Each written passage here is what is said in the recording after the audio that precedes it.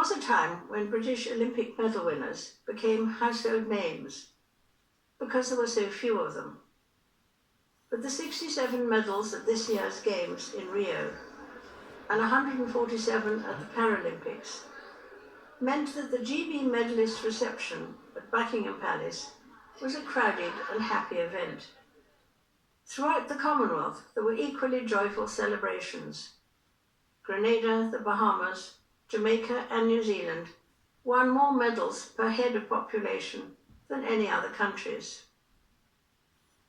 Many of this year's winners spoke of being inspired by athletes of previous generations. Inspiration fed their aspiration, and having discovered abilities they scarcely knew they had, these athletes are now inspiring others. A few months ago, I saw inspiration of a different kind when I opened the new Cambridge base of the East Anglian Air Ambulance, where Prince William works as a helicopter pilot.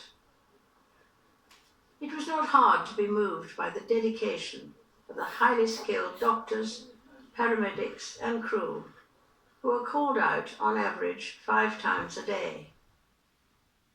But to be inspirational, you don't have to save lives or win medals. I often draw strength from meeting ordinary people doing extraordinary things. Volunteers, carers, community organisers, and good neighbours. Unsung heroes whose quiet dedication makes them special. They are an inspiration to those who know them, and their lives frequently embody a truth expressed by Mother Teresa from this year Saint Teresa of Calcutta. She once said, "Not all of us can do great things, but we can do small things with great love." This has been the experience of 2 remarkable organisations, the Duke of Edinburgh's Award and the Prince's Trust, which are 60 and 40 years old this year. These started as small initiatives, but have grown beyond any expectations and continue to transform young people's lives. To mark my 90th birthday, volunteers and supporters of the 600 charities of which I have been patron came to a lunch in the Mall. Many of these organisations are modest in size, but inspire me with the work they do.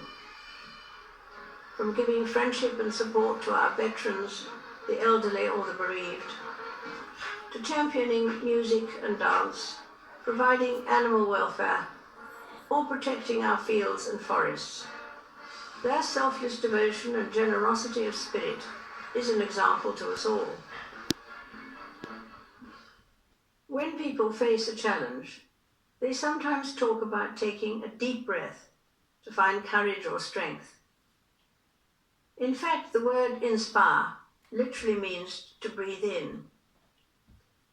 But even with the inspiration of others, it's understandable that we sometimes think the world's problems are so big that we can do little to help.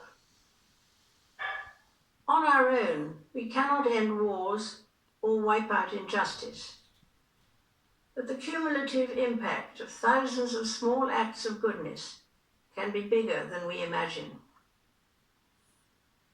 At Christmas, our attention is drawn to the birth of a baby some 2,000 years ago. It was the humblest of beginnings, and his parents, Joseph and Mary, did not think they were important. Jesus Christ lived obscurely for most of his life and never travelled far. He was maligned and rejected by many, though he had done no wrong.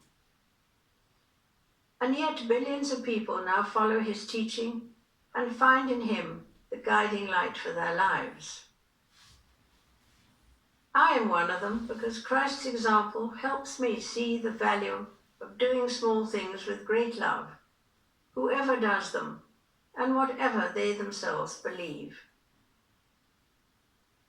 The message of Christmas reminds us that inspiration is a gift to be given as well as received, and that love begins small but always grows. I wish you all a very happy Christmas.